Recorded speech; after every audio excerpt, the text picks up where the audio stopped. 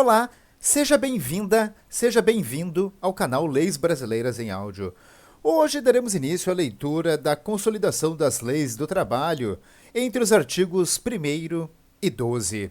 Decreto-Lei nº 5.452, de 1º de maio de 1943. Aprova a Consolidação das Leis do Trabalho. O Presidente da República, usando da atribuição que lhe confere o artigo 180 da Constituição, decreta, artigo 1º, fica aprovada a consolidação das leis do trabalho que a este decreto-lei acompanha, com as alterações por ela introduzidas na legislação vigente.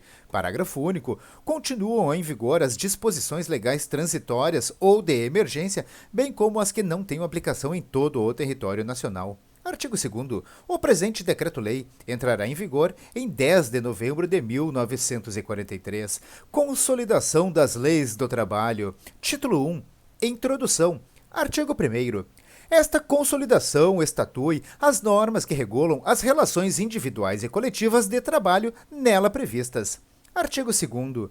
Considera-se empregador a empresa individual ou coletiva que, assumindo os riscos da atividade econômica, admite, assalaria e dirige a prestação pessoal de serviço. Parágrafo 1º. Equiparam-se ao empregador, para os efeitos exclusivos da relação de emprego, os profissionais liberais, as instituições de beneficência, as associações recreativas ou outras instituições sem fins lucrativos que admitirem trabalhadores como empregados. Parágrafo 2º. Sempre que uma ou mais empresas, tendo, embora cada uma delas personalidade jurídica própria, estiverem sob a direção, controle ou administração de outra, ou ainda quando, mesmo guardando cada uma sua autonomia, integrem grupo econômico, serão responsáveis solidariamente pelas obrigações decorrentes da relação de emprego. Parágrafo 3º. Não caracteriza grupo econômico a mera identidade de sócios, sendo necessárias, para a configuração do grupo, a demonstração do interesse integrado, a efetiva comunhão de interesses e a atuação conjunta das empresas dele integrantes. Artigo 3º.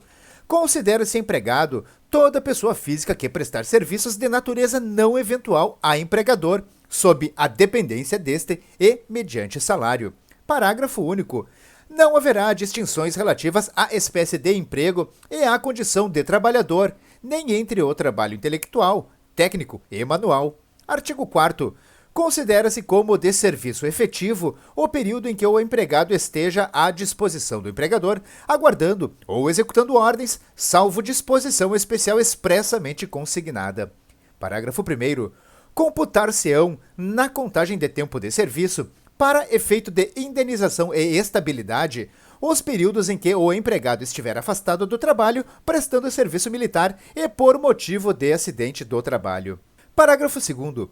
Por não se considerar tempo à disposição do empregador, não será computado como período extraordinário o que exceder a jornada normal, ainda que ultrapasse o limite de 5 minutos previstos no parágrafo 1º do artigo 58 desta consolidação, quando o empregado, por escolha própria, buscar proteção pessoal em caso de insegurança nas vias públicas ou más condições climáticas, bem como adentrar ou permanecer nas dependências da empresa para exercer atividades particulares, entre outras. Inciso 1, práticas religiosas. Inciso 2, descanso. Inciso 3, lazer. Inciso 4, estudo. Inciso 5, alimentação. Inciso 6, atividades de relacionamento social. Inciso 7, higiene pessoal. Inciso 8, troca de roupa ou uniforme, quando não houver obrigatoriedade de realizar a troca na empresa. Artigo 5º. A todo trabalho de igual valor corresponderá salário igual, sem distinção de sexo. Artigo 6º. Não se distingue entre o trabalho realizado no estabelecimento do empregador, o executado no domicílio do empregado e o realizado à distância, desde que estejam caracterizados os pressupostos da relação de emprego. Parágrafo único. Os meios telemáticos e informatizados de comando, controle e supervisão se equiparam, para fins de subordinação jurídica, aos meios pessoais e diretos de comando, controle e supervisão do trabalho alheio. Artigo 7º. Os preceitos constantes da presente consolidação, salvo quando for em cada caso expressamente determinado em contrário, não se aplicam.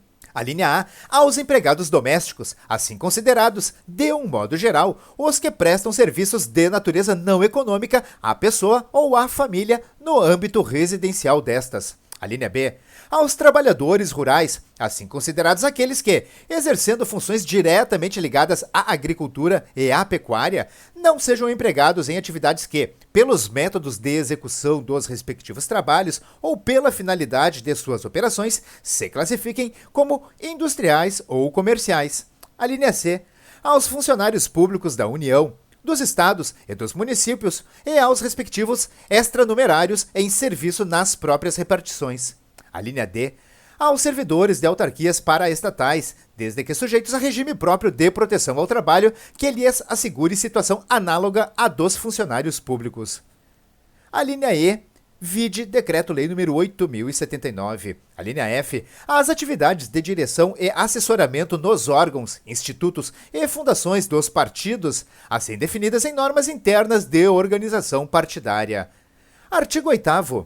As autoridades administrativas e a Justiça do Trabalho, na falta de disposições legais ou contratuais, decidirão, conforme o caso, pela jurisprudência, por analogia, por equidade e outros princípios e normas gerais de direito, principalmente do direito do trabalho, e, ainda, de acordo com os usos e costumes, o direito comparado, mas sempre de maneira que nenhum interesse de classe ou particular prevaleça sobre o interesse público.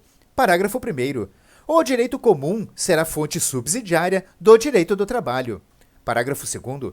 Súmulas e outros enunciados de jurisprudência editados pelo Tribunal Superior do Trabalho e pelos Tribunais Regionais do Trabalho não poderão restringir direitos legalmente previstos nem criar obrigações que não estejam previstas em lei.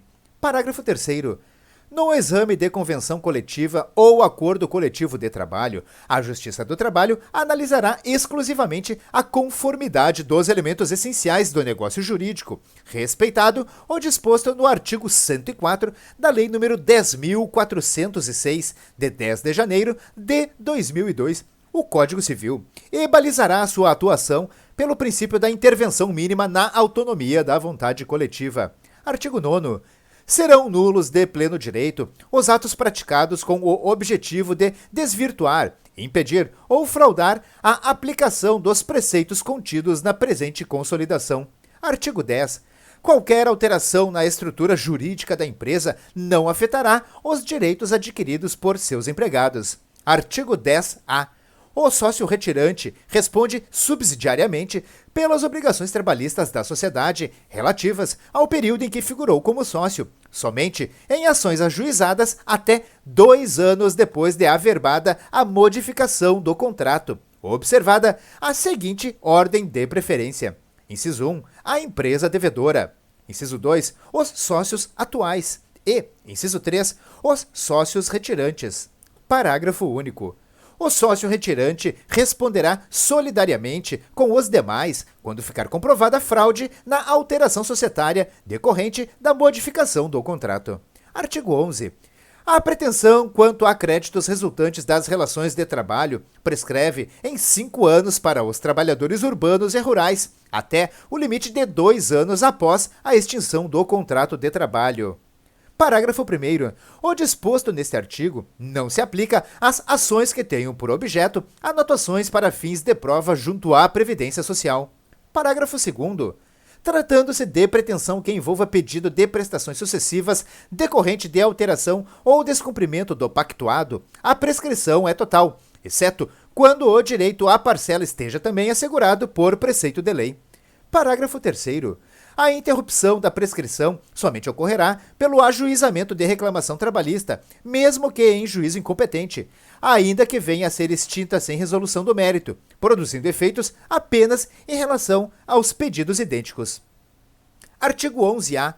Ocorre a prescrição intercorrente no processo do trabalho no prazo de 2 anos. Parágrafo 1º. A fluência do prazo prescricional intercorrente inicia-se quando o exequente deixa de cumprir determinação judicial no curso da execução. Parágrafo 2º. A declaração da prescrição intercorrente pode ser requerida ou declarada de ofício em qualquer grau de jurisdição. Artigo 12. Os preceitos concernentes ao regime de seguro social são objeto de lei especial. Encerramos neste momento a leitura dos artigos 1º ao 12 da CLT. Espero que esse material possa lhe ajudar de qualquer maneira. Se inscreva no canal e ative as notificações para não perder nenhum dos vídeos. Curta este vídeo à vontade, compartilhe com seus amigos. Deixe aqui nos comentários as suas críticas, elogios e sugestões para os próximos vídeos aqui do canal Leis Brasileiras em Áudio. Eu desejo a você, como sempre, sucesso e prosperidade na sua vida. Um forte abraço e até o próximo vídeo.